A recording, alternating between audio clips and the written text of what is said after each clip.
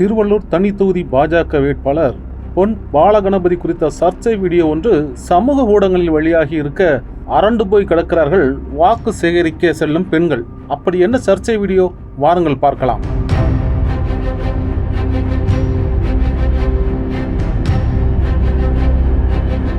சமூக வலைதளங்களில் வெளியாகியுள்ள இந்த வீடியோவில் முன்னாள் எம்பியும் பாஜக நிர்வாகியுமான சசிகலா புஷ்பாவிடம் இப்படி பொதுவெளியில் எடக்கு மடக்காக பாலியல் ரீதியாக தொல்லை கொடுத்தபடி நடந்திருப்பவர் வேறு யாரும் அல்ல, சாட்சாத் திருவள்ளூர் தனி தொகுதி பாஜக வேட்பாளராக அறிவிக்கப்பட்டுள்ள பொன் பாலகணபதி தான்.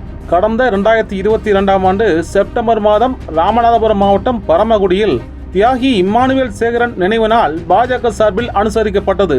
அப்போது அஞ்சலி செலுத்த வந்த முன்னாள் எம்பியும் பாஜக மாநில துணைத் தலைவருமான சசிகலா புஷ்பாவை பொதுவெளியில் கூட்ட நெரிசலில் வைத்து தவறான வகையில் தொடுவது போல் நடந்துள்ளதாக கூறப்படுகிறது. சசிகலா புஷ்பாவை சங்கடத்துக்குள்ளாக்கும் வகையில் பொன் பாலகணபதி நடந்து கொண்டதும் சசிகலா புஷ்பா கையை தட்டி விடுவதுமாக வீடியோ காட்சிகள் வெளியானது.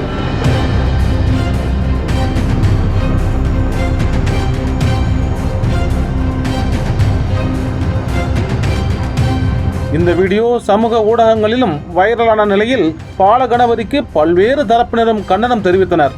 சசிகலா புஷ்பாவின் கணவர் ராமசாமியோ தூத்துக்குடி மாவட்ட எஸ்பியிடமும் புகார் தெரிவித்திருந்தார். மேலும் இந்த சம்பவம் தொடர்பாக விளக்கம் தர கோரி தேசிய மகளிர் ஆணையம் பாலகணபதிக்கு நோட்டீஸும் அனுப்பியது. இப்படி சர்ச்சையில் சிக்கிய நபருக்கு தற்போது நாடாளுமன்ற தேர்தலில் திருவள்ளூர் தொகுதியிலும் போட்டியிட பாஜக தரப்பில் வாய்ப்பு அளிக்கப்பட்ட நிலையில் மீண்டும் அந்த சில்மிச வீடியோ வைரலாகி உள்ளது.